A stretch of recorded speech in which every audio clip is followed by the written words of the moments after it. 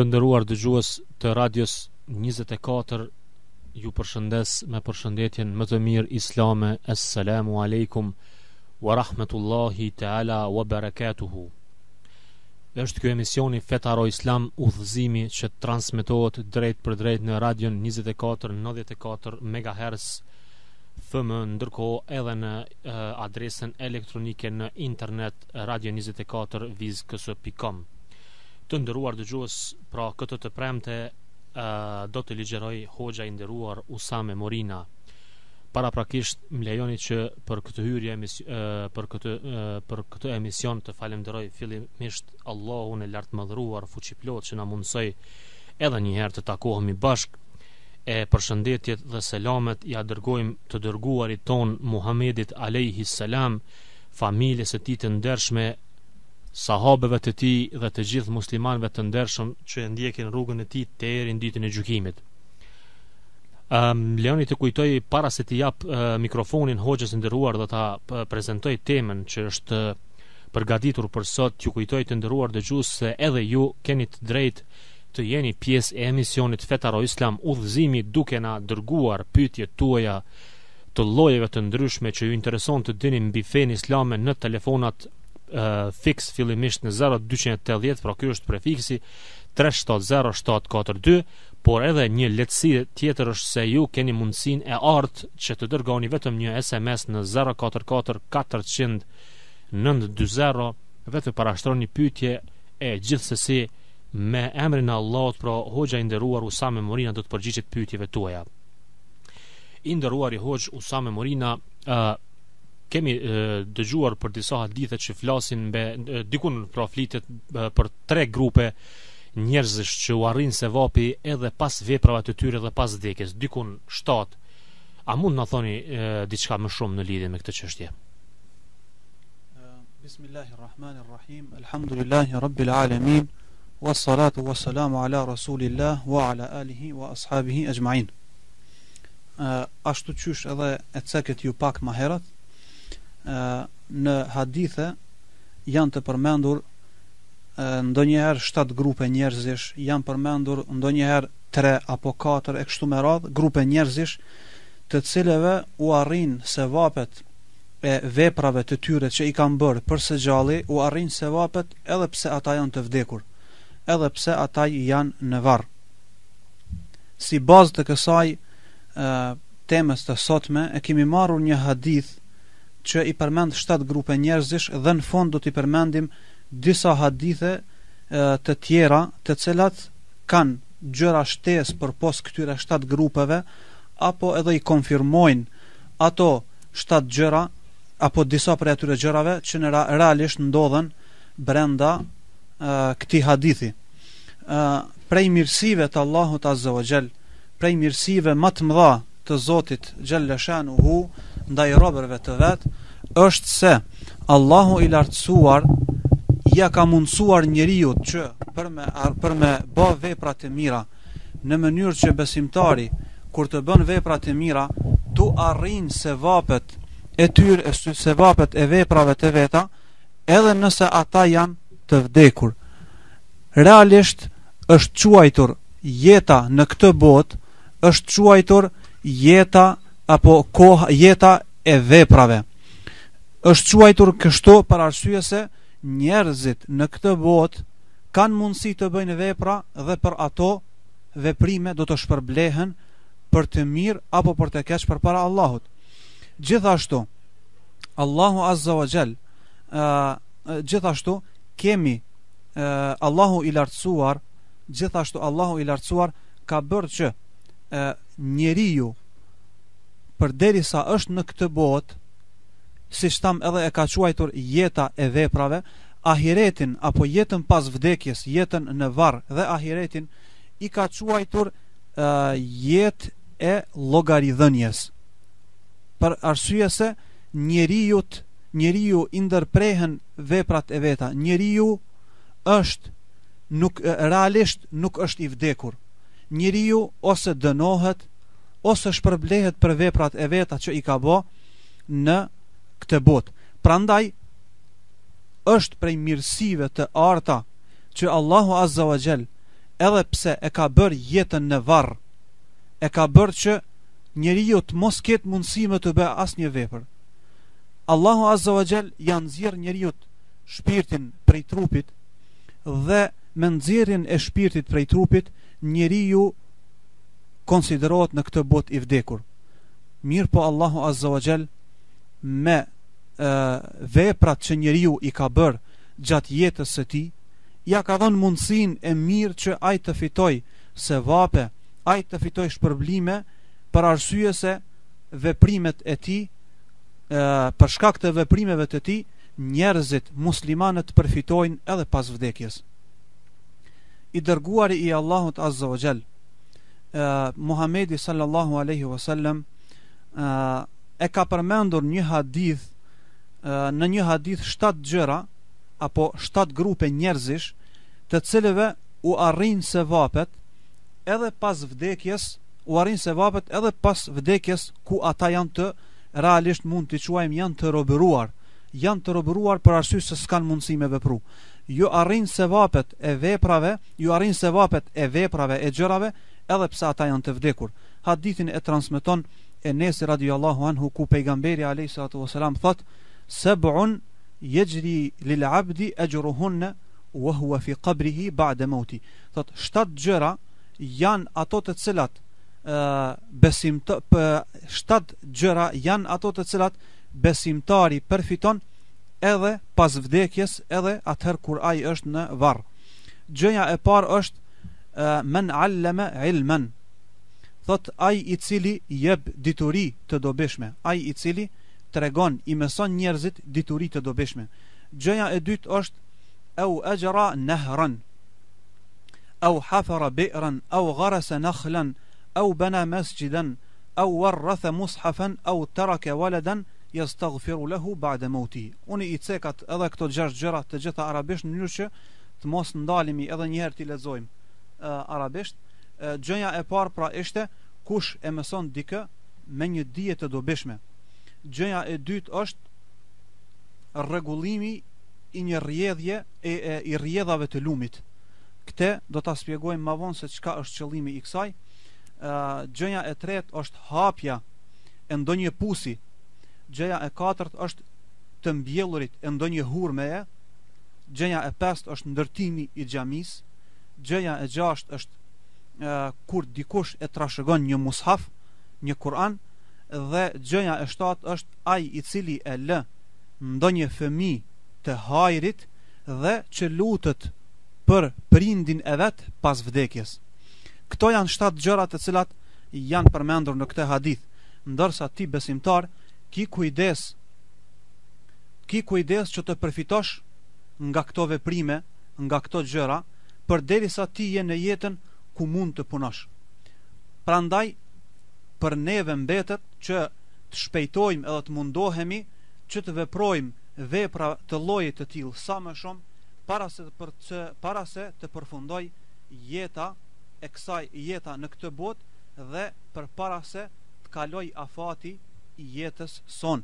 Ndërsa tani ne do t'i sqarojmë këto 7 gjëra në pika të shkurtëra, në mënyrë që të bëjmë disa lloj sqarime ku janë të dobishme. Gjëja e parë të cilën e përmendëm në hadith, ku besimtari përfiton edhe pas vdekjes e tij, është kur dikush e mëson dikë dije të dobishme. Qëllimi i dijes është dija të jetë e dobishme, që njerëzit i vetëdijson, ata të cilëve ti i mëson, ata njerëz vetëdijsohen përmes kësaj dije që ti ua jep atyre, i vetëdijson në lidhje me fen e Allahut. I bën njerëzit që ta njohin Allahun Azza wa Jall sa ma shumë, sa ma mirë. I bën ata që ta njohin Zotin e tyre, krijuesin e tyre në formën e duhur. I mëson njerëzit për Allahun atë të cilin ata duhet të adhurojnë. Prandaj ky njeri konsiderohet udhëzues i të tjerëve në rrugën e drejtë. Kjo dituri përmes së cilës kjo është dituri përmes së cilës dallohet udhëzimi nga lajthitja. Është dije përmes së cilës dallohet e vërteta nga gjëja e kotë, dije përmes së cilës dallohet e lejuara apo e ndaluara, dije përmes së cilës dallohet e lejuara halali nga e ndaluara harami. Në këtë pikë vjen në shprehje njohja e pozitës së dietarit që dietari ka në fen islame, njohja e vendit të hoxhallarëve, njohja e vendit e meritave të hoxhallarëve, njohja e thirrësve të hajrit që e kanë, njohja e thirrësve të hajrit e vendit apo meritave të thirrësve që bëjnë thirrje në këtë fe, në fen e Allahut, të cilët njerëz në realitet, siç janë dietarët, siç janë hoxhallarët apo dhe thirrësit e tjerë, njerëz të cilët në realitet janë ura e besimtarëve, ura përmes së cilës besimtari shpeton, apo janë edhe minaret e një vendi ku një vend për të dalluar se a është musliman dallohet përmes minareve, për shkak se ato janë më të lartat. Prandaj edhe një vend i cili dallohet se në të ka dije, në të ka hajr, aty ka edhe thirrës, dietar e hoxhallar. Jeta e këtyre njerëzve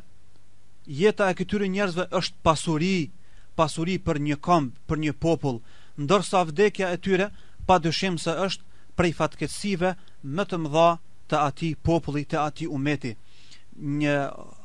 Pra siç e tham, dietarët, hoxhallarët e thirrësit në islam në përgjithësi i mësojnë njerëzit, i mësojnë ata të cilët nuk kanë dije në çështjet e fesë, i rikujtojnë ata të cilët kanë harruar apo kanë vepruar gjëra të gabim, kanë bërë gjëra të gabueshme, i rikujtojnë ata duke i udhëzuar në rrugën e drejtë, gjithashtu edhe i udhëzojnë ata të cilët janë të lajthitur edhe të humbur dhe më herët ndoshta nuk ju ka interesuar asgjë nga feja, të din nga feja e tyre.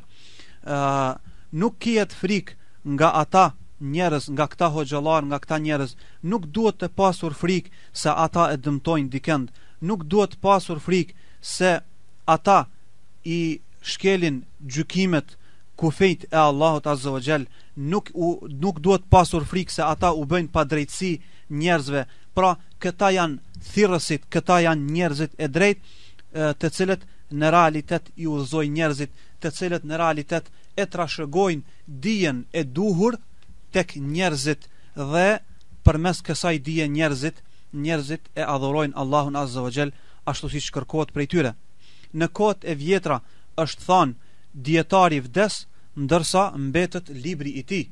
Prandaj në kohët e sotme mbetet edhe zëri i dietarit, për arsye se zëri i dietarit edhe i njerëzve mund të mbetet i regjistruar në audiokaseta, mund të mbetet i regjistruar në çfarëdo lloj forme tjetër, edhe zëri i tij, dhe kështu kur ai mban ligjërata, edhe njerëzit që nuk janë prezent në atë moment mund të përfitojnë. Prandaj kushdo që merr pjesë në botimin e librave të dobishme, në përhapjen e shpërndarjen e fletushkave të duhura që janë përgatitur për çështjet e fesë, gjithashtu në shpërndarjen, përhapjen e audio injizimeve fetare islame të duhura, padyshim se ai njeri ka marr pjesë në përhapjen e dijes së Allahut Azza wa Jall, dhe padyshim se shpërblimi i Zotit nuk do t'i mungoj atij njeriu për kontributin që e ka dhënë në përhapjen e fesë, në përhapjen e dijes së pastër. Prej gjërave të dyta që e patëm në hadith ishte ku besimtari mund të përfitoj edhe pas vdekjes së tij, është ku nëse dikush e rregullon rrjedhën e një lumi. Çfarë është për qëllim këtu? Këtu është për qëllim që të hapen rrjedhat e ujit i cili ecën, pa e marr parasysh se a është liçe apo lum apo ndonjë burim i madh i ujit, në mënyrë që uji të arrijë vendbanimeve, në mënyrë që uji të arrijë vendeve apo arave të mbjellurave të besimtarve. Kështu që njerëzit furnizohen pra me ujë të pishëm, furnizohen me ujë në mënyrë që bereqetet e tyre të ujiten. Prandaj edhe kjo është një prej mirësive më të mëdha, që sadoherë që dikush përfiton nga ai ujë, gjithmonë shpërblimet i shkojnë pa ndërprerje atij i cili ka qenë shkaktar. Këtu padyshim se bën pjesë edhe nëse dikush e zgjat një gyp ujit, nëse dikush e zgjat një gyp uji në mënyrë që tu arri edhe vendeve më të larta, shkretirave apo vendeve malore, kodrinave tu arri uji, pa dyshim se edhe këtu merr pjesë ai njeri. Gjithashtu prej gjërën e tretë të cilën e përmendëm në hadith, e që realisht ka ndërlidhje të fortë me atë në pikën e dytë që e cekëm më lart, është hapja e puseve. Kjo është e prafërt me atë rregullimin e rrjedhave të lumit, rrjedhave të ujit.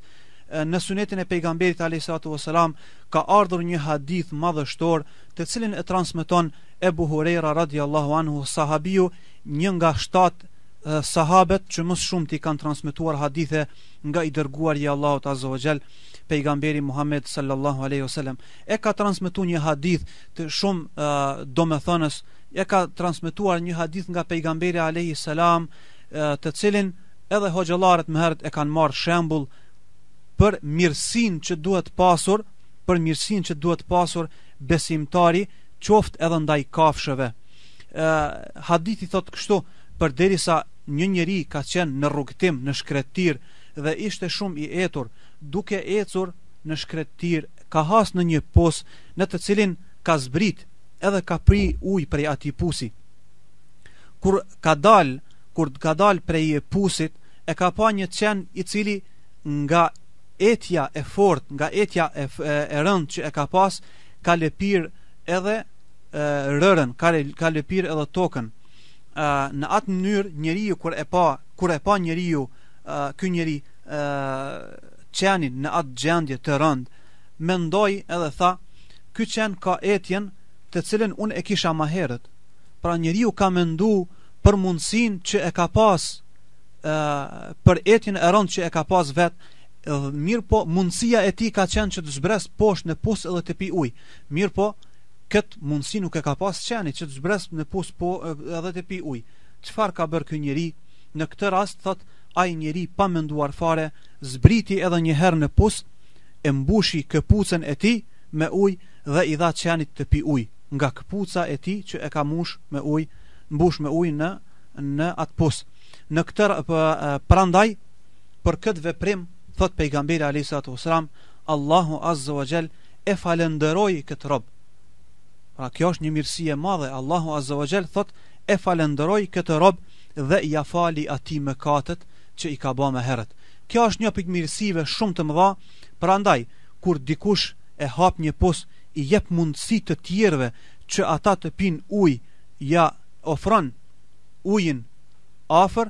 Kjo është një prej mirësive të mëdha, edhe një shpërblim shumë të madh nga ana e Allahut azza wa jall që e pret njeriu i cili vepron kështu. Pasi e tregoi pejgamberi alayhisalatu wasalam këtë ngjarje, sahabët, shokët e tij të cilët ishin afër me ta, i than: o i dërguari i Allahut, a do të shpërblehemi ne edhe për shkak të mirësive që i bëjmë ndaj kafshëve? O i dërguari i Allahut, a do të kemi shpërblim te Allahu azza wa jall edhe për shkak të mirësive që ne i kemi ndaj kafshëve? Pejgamberi alayhisalatu wasalam u përgjigj: për çdo gjë që frymon dhe bëni mirësi ndaj tij, ju keni shpërblim. Pra, çdo gjë që frymon, al pejgamberi alayhisalatu wasalam ka dashur me këtë me të thot se çdo gjë e cila konsiderohet e gjallë dhe ju bëni mirësi ndaj tij, ju do të shpërbleheni për atë mirësi që e bëni. Pas kësaj, çfarë të themi pas këtij hadithi? Çfarë të themi kur dikush e hap një pus të tër, jo që i ofron dikujt ujë me pi, një kafshë me pi, po çfarë kur dikush e hap një pus të tër dhe për shkak të tij apo për shkak të atij njeriu të ekzistoj pusi të cilin dikush ka dashur me mbyll, në mënyrë që nga ai pus të pinë ujë shumë njerëz, të përfitojnë nga ai ujë shumë njerëz në forma të ndryshme. Gjëja e katërt që është përmendur në hadith është mbjellja e ndonjë hurme. Është e njohur tek arabët, është e njohur se hurma është pema më e vlefshme, më e mirë edhe më e dobishme, nga e cila përfitojnë njerëzit në forma të ndryshme, si nga frutat, ashtu edhe nga degët dhe trupi i hurmës. Prandaj, kushdo që e mbjell një hurme duke pasur për qëllim që nga ajo hurme të ushqehen muslimanët në përgjithësi, që nga ajo hurme të përfitojnë të tjerët, padyshim se ai do të ketë shpërblim gjatë gjithë kohës, përderisa ajo hurme u shërben njerëzve dhe kafshëve që hajnë nga ajo. I njëjti gjykim mos të themi ne se kjo qenka e veçantë për hurmet e nuk vlen edhe për atë i cili mbjell ndonjë pemë tjetër. Nuk mund të themi ashtu, përkundrazi ky në hadith ka ardhur specifikimi i mbjelljes së hurmes, për arsye se kjo ka qenë pema me frutet më të vlefshme në tokat arabe, më të vlefshme në gadishullin arabik, prandaj edhe është përmendur ajo. Tek ne realisht nuk kemi hurma nuk jep frytet e saj. Pema e hurmës hurmeja nuk i përshtatet kushteve klimatike që gjenden tek ne, në mënyrë që ajo ne ta mbjellmi dhe ajo të jap frutat e veta. Prandaj, çfarë duhet të bëjmë ne? Realisht dietarët kanë thënë se këtu futen të gjitha llojet e pemëve. Futen të gjitha llojet e pemëve pa pasur ndonjë dallim njëra me tjetrën. Prandaj, kushdo që e mbjell një moll, kushdo që e mbjell një dardh, kushdo që e mbjell një frut tjetër, një pemë tjetër, nga e cila mund të hanë çdo kushi, kalimtarët e rastit, përderisa dikush ushqehet nga ajo pemë, padyshim se atij do t'i shkojnë shpërblimet edhe pse është në varr. Gjëja e 6 më duket apo e 5 është se ndërtimi i një xhamie. Ndërtimi i një xhamie, gjë e cila është prej vendeve më të dashura tek Allahu Azza wa Jall, në të cilin Allahu i madhruar ka bërë emër që të përmendet emri i tij. Atëherë kur në një vend ndërtohet xhamia, aty do të falen namazet, aty do të falen 5 kohët e namazit, aty në atë vend do të lexohet Kur'an, aty do të përmendet emri i Allahut, do të bëhet dhikr, aty do të mësohet edhe do të shpjegohet feja e Allahut.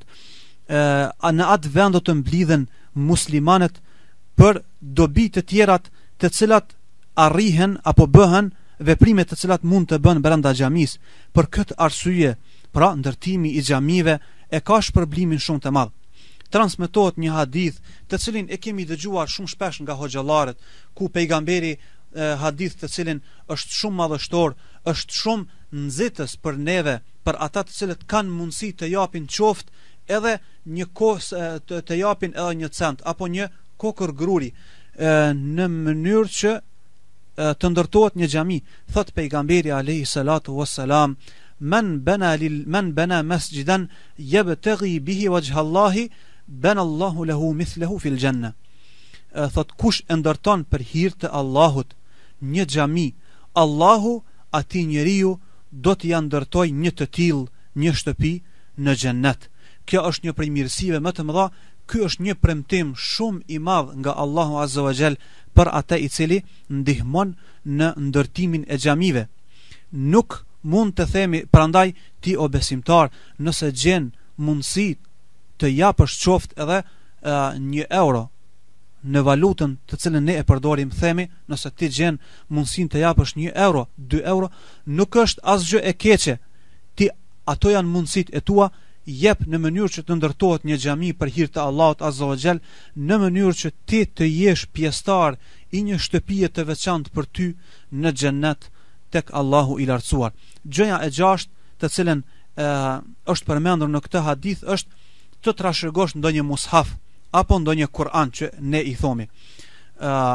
Kjo gjë, përmes kësaj gjëje, besimtari mund të përfitojë shumë.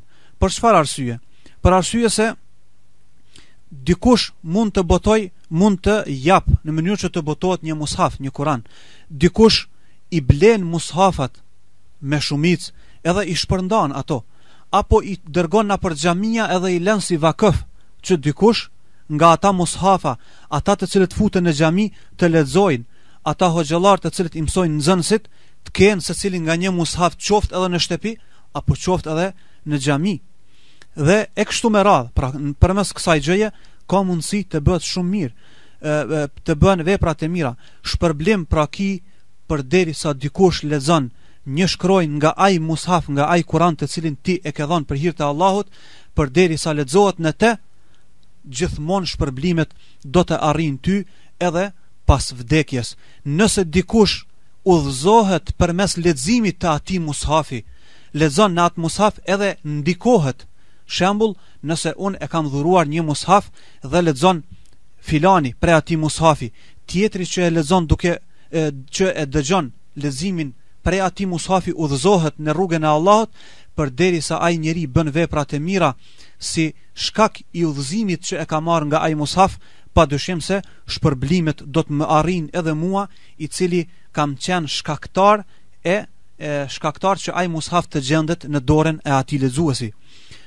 Dhe gjëja e fundit e cila është përmendur në këtë hadith është edukimi i drejtë i fëmijëve, mësimi apo dhënia e fëmijëve karakter të pastër, bërja e mundit që ata jetën ta kalojnë në devotshmëri dhe në rrugën e Allahut, derisa që ata të jenë fëmijë të pastër, ata të jenë pra fëmijë të mirë. Prandaj, edhe kur fëmia është i mirë, kur fëmia është i devotshëm edhe në rrugën e Allahut Azza wa Jall, padyshim se ka me ulut për prindrit e vet. Ka me ulut që Allahu Azza wa Jall ti mëshiroj ata, t'ua fal atyre gjunahet e kështu me radhë. Kjo është një prej gjërave më të rëndësishme prej të cilave pra përfiton i vdekuri. Këto janë 7 gjëra të cilat i përmendëm në hadith, ndërsa për shkak të premtimit që u adham, do t'i lexojmë edhe 2-3 hadithe shkurtimisht në mënyrë që t'i kthehemi edhe pyetjeve tuaja me aq mundësi sa kemi që ne t'u përgjigjemi.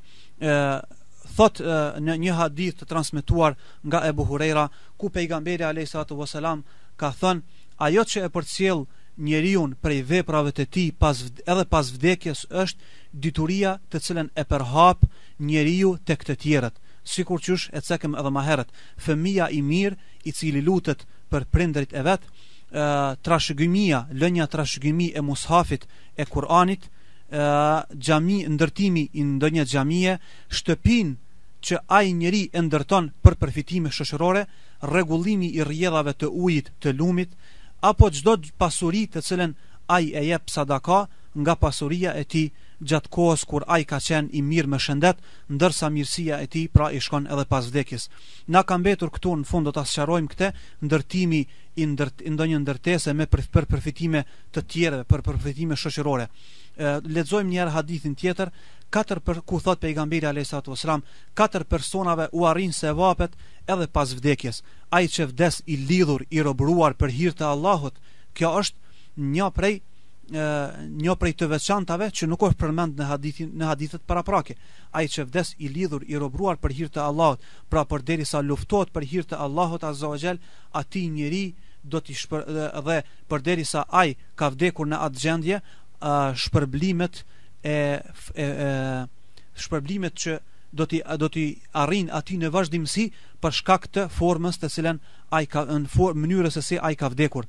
Ai që mëson dikën dije të dobishme, ai dhe punon sipas saj, kush jep ndonjë sadaka rrjedhse, sevapi i saj i arrin përderisa ajo sadaka vazhdon të ketë efektin e vet, dhe ai i cili e lën ndonjë fëmijë të hajrit i cili lutet për të.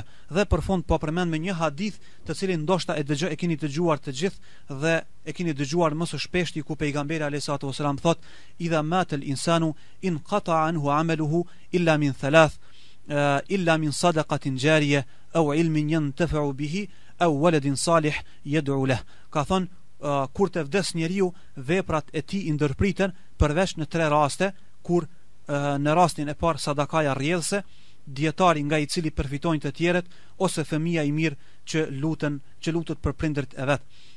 Shumë prej dietarëve kanë thënë se sadaka rrjedhse është për qëllim lënia e pasurisë si vakëf, ku përfitojnë njerëzit nga ajo pasuri apo nga ajo gjë të cilën ti e lë, pa e marrë parasysh se çfarë është ajo pasuri apo ajo gjë të cilën ti e ke lënë vakëf. Fjalën të cilën e përmendëm në hadithin e dytë, ku thamë se do ta sqarojmë, shtëpia që ai e ndërton për nevojat shoqërore, këtu tregohet mirësia e ndërtimit të ndonjë ndërtese e cila u shërben muslimanëve nevojtar. Dhe ajo ndërtesë pra lihet si vakëf, pa e marrë parasysh se a përfitojnë bonjakët, a përfitojnë jetimet, a përfitojnë të varfrit, ata që kanë gjendje sociale. Prandaj ai i cili ka mundësi të ndërtojnë ndonjë ndërtesë dhe ta lë atë ndërtesë që ta shfrytëzojnë të varfrit, ti vendos të varfrit, bonjakët, jetimet të vendosen në atë ndërtesë, apo këtë ndërtesë apo atë objekt e lë me qira dhe përfitimet që vinë nga ajo qira i shpërndan për ata nevojtar. Pra kjo është njëra prej gjërave të cilave pejgamberi a.s. i ka dhënë specifik, e ka veçuar në hadithet të cilat i vdekur i mund të përfitoj edhe pas vdekjes. Në fund të këtyre fjalëve ne lutim Allahun azza wa xal që të na bëj neve dhe juve dëgjues të nderuar prej atyre që i dëgjojnë këshillat e Allahut dhe i praktikojnë ato, të na bëj neve prej atyre të cilëve kur dëgjojnë ndonjë punë të hajrit, kur dëgjojnë ndonjë vend ku mund të bëhet diçka e hajrit, shpejtojnë dhe japin kontributin e vet, pa dashur që veprat e tyre të shfaqen, pa dashur që ai me këtë vepër të lavdërohet përpara njerëzve, edhe të mos na bëj Allahu azza wa xal prej kopraceve. Gjithashtu lutemi që Allahu azza wa xal nevojtarëve t'ua plotësoj nevojat e tyre pa asnjë Allahu azza wa xal t'ua plotësoj nevojtarëve nevojat e tyre të cilat ata i kanë nga më të ndryshmet. Alhamdulillahi rabbil alamin. Allahu ju shpërbleft hoxhin nderuar, të nderuar dëgjuat hoxhin e nderuar Usame Morina që spjegoi rrjedh shumë temën që lidhet me sevapët që njeriu i arrin edhe pas vdekjes së tij. Tani në minutën në vazhdim ne ju përkushtojmë pyetjeve tuaja që kanë arrit në telefonin 044 400 920, po edhe në Facebook kemi 2 pyetje që na kanë arrit dhe kështu do fillojmë të lexojmë pyetjet që ju keni dërgu pa humbur kohë. I nderuari hoxh, shkojmë me pyetjen e parë, a është kusht që një xhami të ketë minare? Nuk është kusht që xhamia të ketë minare. Në realitet minaret kanë ardhur shumë pas vdekjes pejgamberit alayhisalatu wassalam, dhe disa kanë thënë se kjo ka lindur si nevojë e ndërtimeve të larta që kanë fillu të ndërtohen në mënyrë që të vrehen, në mënyrë që të shihen vendfaljet, xhamit e Allahut azza wa xal dhe të dallohen nga ndërtesat e tjera. Kjo është i vetmi rol i minareve të xhamive, dhe as nuk mund të themi se është prej suneteve, apo nuk mund të themi se është prej gjërave të këqija të cilat ndikojnë, apo mund t'i konsiderojmë si bidate, gjëra të shpikura në fe. Vazhdojmë një pyetje tjetër. I nderuari hoxh, njeri a ka me u përgjigjë në ditën e gjykimit për udhëzimin e familjes në rast se ata nuk udhëzohen? A e merr kryefamiljari këtë përgjegjësi, apo përgjigjet vetëm për mundësinë që ka bërë për t'i udhëzuar? Pra është këtu fjala për mosbindjen e familjes ndaj urdhnit të kryefamiljarit. Është e qartë, e keni dëgjuar hadithin e pejgamberit alayhi salatu wasalam, ku thotë ku pejgamberi alayhi salatu wasalam ju drejtohet, thotë ku thotë se çdo njeri është përgjegjës për kopën e vet, dhe prandaj kryefamiljari, ai i cili ka në përgjegjësi të tjerët, është përgjegjës për familjarët e vet, ashtu siç është përgjegjës bariu për kopën e vet. Prandaj njeriu kryefamiljari, ai i cili ka dituri, ai i cili në realisht është i udhëzuar, ka mundësi të mos jetë kryefamiljar, të mos jetë prind, por ka mundësi të jetë fëmijë i atij prindi, ka mundësi të jetë vajzë apo djalë e kështu me radhë brenda një familjeje ku të tjerët nuk janë të udhëzuar. Prandaj e gjithë përgjegjësia i bie mbi atë i cili është i udhëzuar brenda një rrethi familjar. Prandaj çfarë duhet të bëjmë në këtë rast? Njeriu i udhëzuari duhet që të përdor metodologjinë të cilën e ka përdorur pejgamberi alayhi salatu wasalam në thirrje, në davet, siç e quajmë, ta përdor një metodologji të shëndosh ku të tjerët nuk mund t'i irritoj, të tjerët duhet t'i thras me butësi, të tjerët duhet t'i thras me atë siç ka thirrur edhe pejgamberi alayhi salatu wasalam, të zgjedh metodën edhe formën më të mirë në mënyrë që njerëzit t'i kthej në fen e Allahut azza wa jall. Qëllimi i çdo thirrsi çfarë duhet të jetë? Qëllimi i çdo thirrsi duhet të jetë që të tjerët të pranojnë, të tjerët t'i kthehen Allahut. Prandaj ti duhet të zgjedhësh metodën më të shëndosh e cila mund të ndikoj tek njerëzit e familjes suaj, e padyshim se askushi, çdo kushi i ka tiparet e veta, i ka cilësitë e veta. Prandaj nëse motrës i afrohesh me një formë të thirrjes, me një formë të shpjegimit, në atë formë nuk mund t'i afrosh ndoshta nënës. Me një formë të shpjegimit, me një formë të thirrjes në fe mund t'i afrohesh vëllait, por jo ndoshta edhe babait, për arsye se edhe niveli i dijes, i vetdijes së njerëzve dallon nga të tjerët, edhe niveli i pranueshmërisë dallon nga mosha në moshë. Prandaj ti je përgjegjës, nëse je i udhëzuar, je përgjegjës pa e marrë parasysh a je prind apo je vetëm fëmijë brenda një rrethi familjar.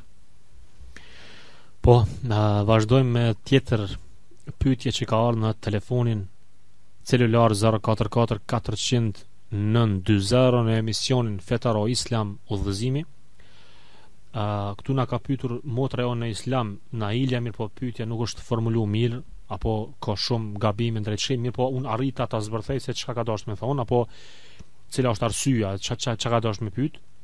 Thot selam aleikum, i kam dy pyetje, a është sevap me lexu Kur'anin shumë herë? Kjo është pyetja e parë. Dhe thot amzinin pyet duot nëse i lexoj, nëse i mësoj në gjuhën shqipe se arabisht thot nuk po muj. Dhe thot Allahu ju shpërbleft që e keni botë mundshme këtë emision të qelluar na ilja. Allah shpërbleft edhe ju për duat edhe për pyetjet që na u keni drejtu, edhe besimin që e keni shpreh në për shkak të besimit tuaj, edhe i keni shkruar pyetjet. Pyetja e parë e juaja ishte se a kemi sevap nëse lexojmë Kur'anin shumë herë. Nga pyetja e dytë po e kuptoj se jo nuk e dini leximin në arabisht, për arsye se po keni vështirë të mësoni duat. E keni për qëllim leximin e përkthimit të Kur'anit. Kur'ani është vetëm një gjuhë. Kur'ani është vetëm në gjuhën arabe, ndërsa çdo përkthim, çdo shkrim tjetër në gjuhë të tjera është vetëm përkthim i Kur'anit. Nuk është Kur'an, po është përkthim i Kur'anit. Prandaj duhet me dallu. Padyshim se është sevap, ka shpërblim, por gjithsesi shpesh herë hasim në ajete të cilat ndoshta nuk e dim qëllimin e tyre. Prandaj nëse gjen përkthimet e Kur'anit ku ka edhe sqarime të ajeteve, të atij ajeti të cilën ti e lexon, shkakun se pse ka zbritur ai ajet, gjykimet rreth atij ajeti kuranor, përkthimin e të cilit ti e lexon, është gjë e mirë për arsye se ti do të përfitosh. Prandaj çdo përfitim që ti e bën pa marrë parasysh në leximin e përkthimit të Kuranit apo në leximin e ndonjë fletushke libre në islame, padyshim se ke shpërblim përpara Allahut azza wa jall, dhe sa më shumë ta lexosh ti, aq më shumë do të kuptosh edhe aq më shumë do të kesh sevap. Ndërsa pyetja e dytë ishte se nuk po mundem me i mësu pyetjet duat në gjuhën arabe dhe po i mësoj në gjuhën shqipe. Allahu azza wa jall e ka zgjedhur gjuhën arabe, gjuhë në të cilën ka zbritur Kur'ani dhe Suneti i pejgamberit alayhi salatu wasalam. E gjithë mirësia, e gjithë ajo mrekullia e kësaj feje, gjithmonë mrekullia kulminante kthehet në domethënjet e shprehjeve të gjuhës arabe, ashtu siç ka zbritur. Prandaj është më e mira që ti në vend se ti mësosh 2 dua shqip apo 3 dua shqip, ta mësosh një në arabisht dhe atë dua në arabisht ta thuash, t'ia dish kuptimin se çfarë don të thot. Prandaj është është mirë që sidomos duat të cilat thuhen në namaz, është mirë, apo dhikret të cilat thuhen në mëngjes dhe në mbrëmje, ku mund të gjeni në përfletushka dhikri i mëngjesit dhe i mbrëmjes, ato më së miri është që të mësohen në gjuhën arabe, për arsye se thuhen çdo ditë, 2 herë në ditë, dhe kështu ja dini kuptimin atyre, për arsye se ndikimi i tyre në zemrën tuaj do të jetë shumë më i madh. Vazhdojmë një tjetër pyetje. Assalamu alaikum, ju përgëzoj për emisionin Hoxhi nderuar. Thot, pse meshkujt musliman nuk pranojnë të fejohen me femra muslimane të cilat nuk janë të mbuluara, përkundër faktit që ato e praktikojnë fen islame? Një mashkull praktikues i fesë islame a lejohet me u feju me një femër të tillë? Allahu ju shpërbleft. Është një pyetje koklavitur, ndoshta që don sqarim më të madh. Në mënyrë që ta marrësh gjykimin, unë mund të përgjigjem, po në mënyrë që të bindi ndoshta është pak e vështirë, për arsye se kërkon kohë më të madhe, të cilën ne nuk e kemi në dispozicion. Realitet, mbulesa tek femra simbolizon dlirësinë e saj, simbolizon realizimin e një prej urdhrave më madhështore të cilin Allahu Azza wa Jall e ka ngarkuar femrën. Allahu Azza wa Jall në suratul Ahzab thot: qul lil mu'minati yudnina alayhinna min jalabibihin.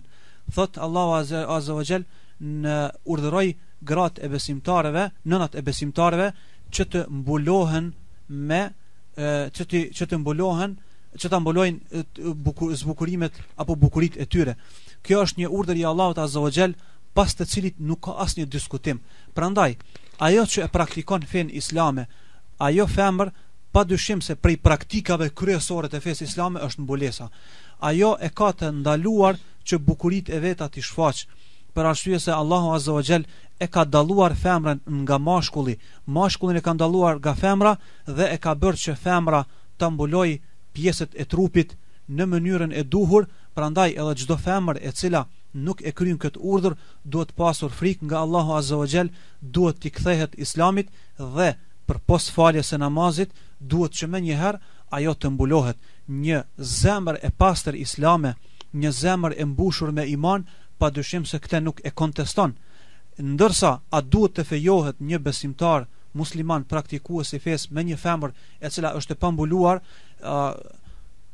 këtu nuk kemi se çka të themi më shumë se ndoshta jo. Për arsye se duhet pasur parasysh se ai i cili e zgjedh një burr, apo ajo e cila e zgjedh një burr, apo ai i cili e zgjedh një grua, dëshiron që ajo të jetë sa më e mirë në fenë e Allahut Azza wa Jall. Prandaj, përderisa kjo është një mangësi nga ana e femrës, unë nuk e kisha këshilluar dikë që të marrë një hap të tillë. Por nëse dikush ka marrë një hap të tillë, atëherë le ta bind gruan e tij dhe të mbulohet në mënyrë që ajo të jetë prej grave që Allahu Azza wa Jall, që prej grave të cilat tregojnë dlirësinë e tyre edhe në veshje. Vazhdojmë me dy pyetje të tjera.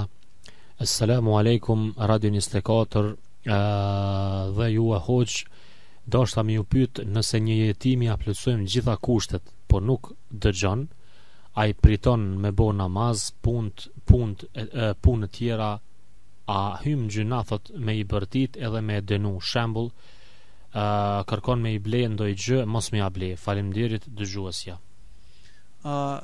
Çështja e jetimit në Islam ka një vend të posaçëm, padyshim se ai i cili është në përkujdeset të një jetimi dhe i përkujdeset në formën e duhur, padyshim se shpërblim të madh ka përpara Allahut Azza wa Jall.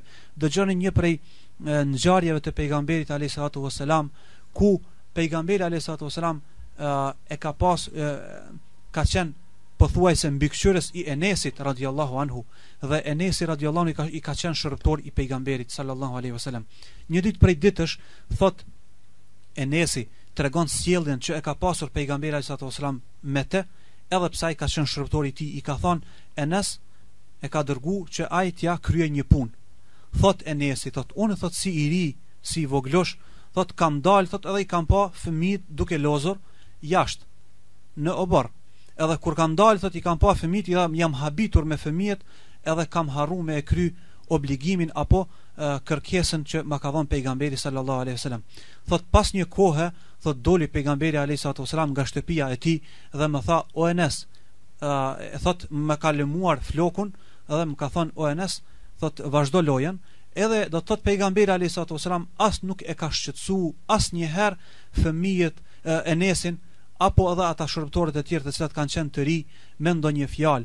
Thot Enesi një rast tjetër, thot as nuk na ka rënduar me ndonjë fjalë të rënd, as nuk na ka thënë për çfarë përse nuk e kryte këtë punë, as nuk na ka thënë si nuk e kreve këtë punë. Prandaj ai i cili ka fëmijët e vet, ai i cili është i përkujdes, duke u përkujdesur për ndonjë jetim, atëherë të mos kërkoj nga ai kushtimisht që t'ja kryej ndo punë. Ti je ai i cili je përgjegjës i tij. Po që se e kreu kërkesën, po që se e kreu urdhrin apo obligimin që ti e ke obliguar, kjo është një prej mirësive.